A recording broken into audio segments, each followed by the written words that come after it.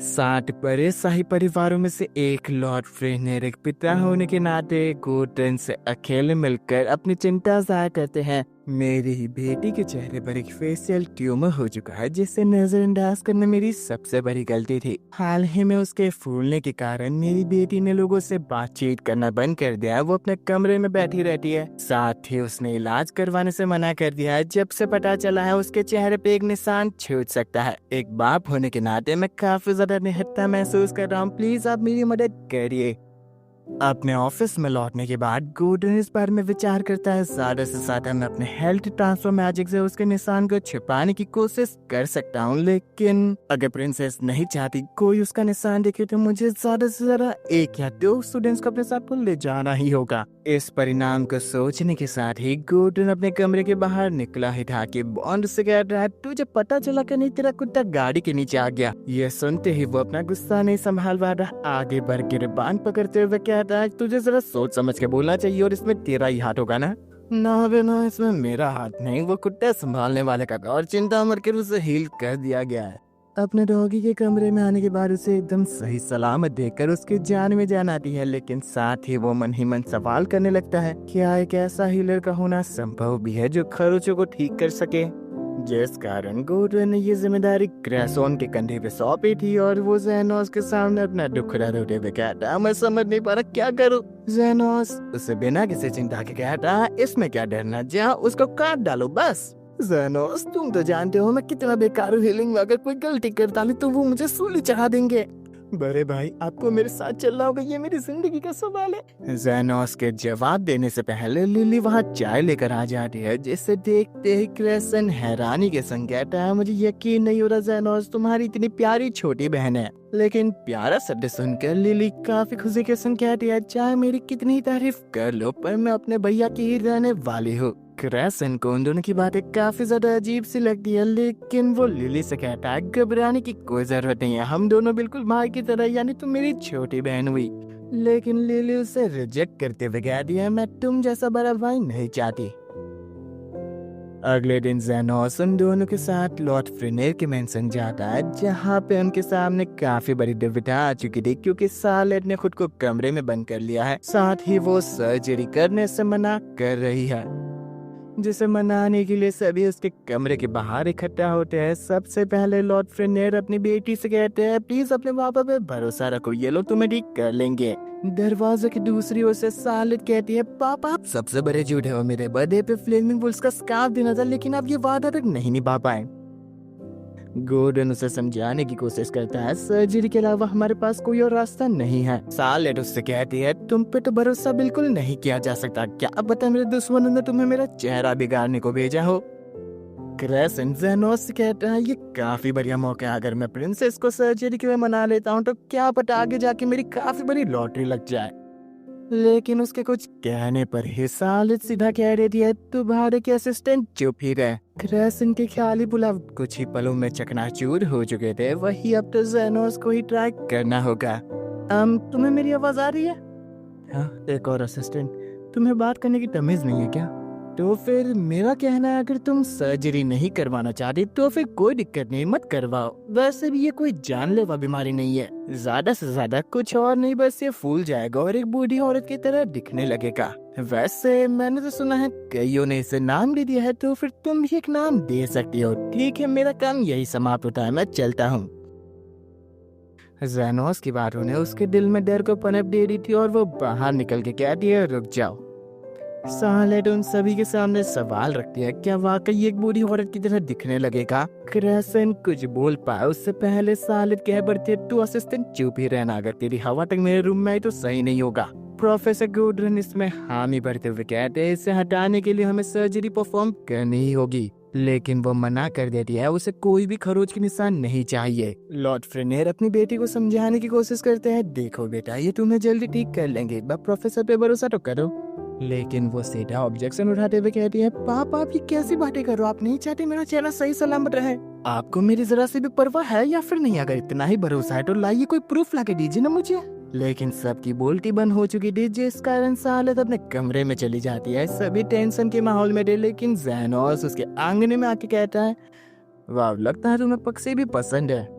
लेकिन सालेट उससे कहती है मैं नहीं चाहती कोई भी असिस्टेंट मेरे कमरे की हवा गंदी करे। जैनोस उसे रिप्लाई देते हुए कहता है वैसे बता दो ये कमरा नहीं बल्कि बालकनी है।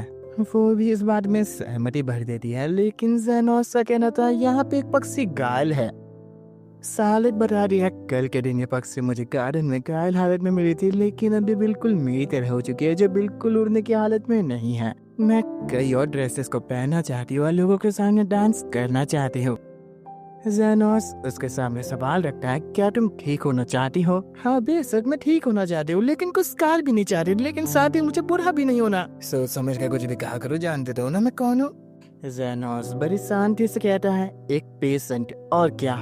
अगर तुम परेशानी में हो और मेरे सामने मदद मांग रही हो तो फिर तुम एक पेशेंट हो मेरे लिए, और एक हीलर होने के नाते मेरा कर्तव्य है तुम्हारी परेशानियां दूर करना। चाहे अमीर हो या फिर गरीब, चाहे गुलाम हो या फिर कोई किसान, मैं हर किसी की मदद करूंगा क्योंकि मैं एक हीलर हूँ।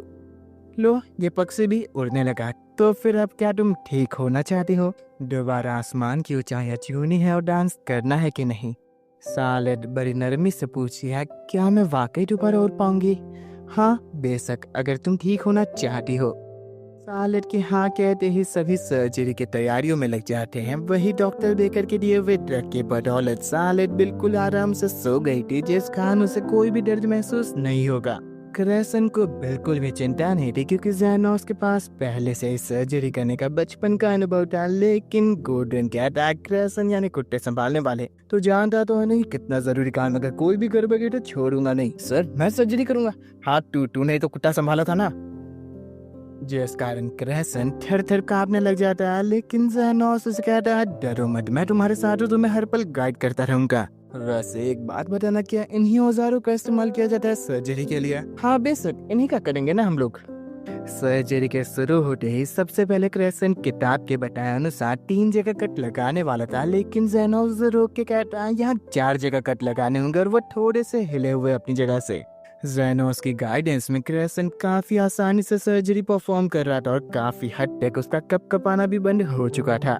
आगे बढ़ते हुए उन सभी के सामने काफी बड़ी परिस्थिति आ चुकी थी क्योंकि ट्यूमर की एक रूट नस से कनेक्टेड थी। अगर उसे काट दिया गया तो इस लड़की का चेहरा भी बिगड़ सकता था, जिसे जानने के बाद गोल्डन कहता है कुछ नहीं तुम इसकी रूट ही काट दो। लेकिन क्रेसन उसका विरोध करते हुए कहता है ये बिल्कुल सही नहीं होगा, अगर हम काट देंगे तो ये दोबारा उग सकता है, हमें वापस से रॉयल हॉस्पिटल में एक सर्जरी परफॉर्म करनी होगी, अभी क्या अभी हमें रुकना होगा। गोल्डन उसे समझाने की कोशिश करता है हम वहाँ पर भी इसी परिस्थिति पे रुकेंगे, हमें ज्यादा से ज्यादा डैमेज को कम करना है तो फिर इसकी नस काट दो, इससे बचाना ज्यादा जरूरी है हमारे लिए।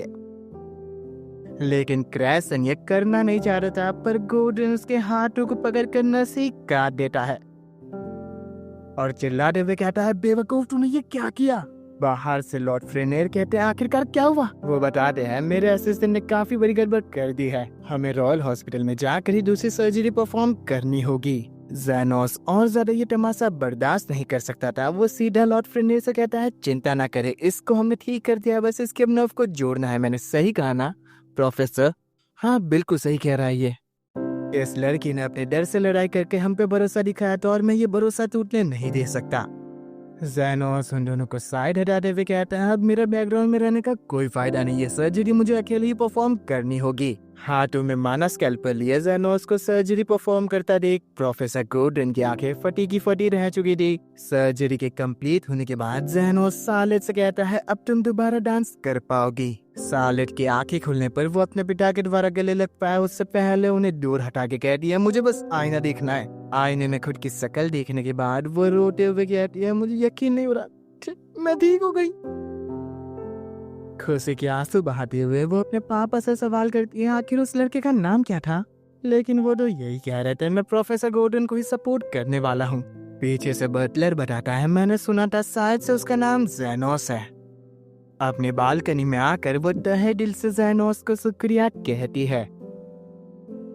अगले दिन जैनोस उम्मीन की मदद कर रहा था प्रोफेसर बेकर के बनाए हुए ड्रग्स को रखने के लिए, हद तक के उम्मीन तक नहीं जानती आखिरकार इन शीशों में कौन से ड्रग्स हो सकती है।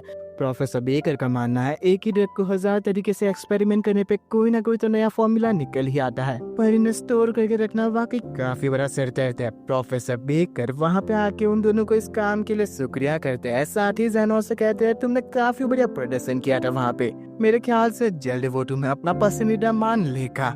हफ्ते हुए क्रेसन वहाँ पे आता है और ज़ेनोस से कहता है तुम्हें भी डिनर पार्टी में इनवाइट किया गया है। साथ ही उमीन क्रेसन से कहती है तुमने तो कोई खास कमाल नहीं किया तो तुम बोला कि डिनर पार्टी में इनवाइटेड हो। उसके पास कामयाबी के अलावा कोई और जवाब नहीं था। साथ ही ज़ेनोस को खुशी थी जल्द बेकर का काम भी कंप्लीट होने वाला है।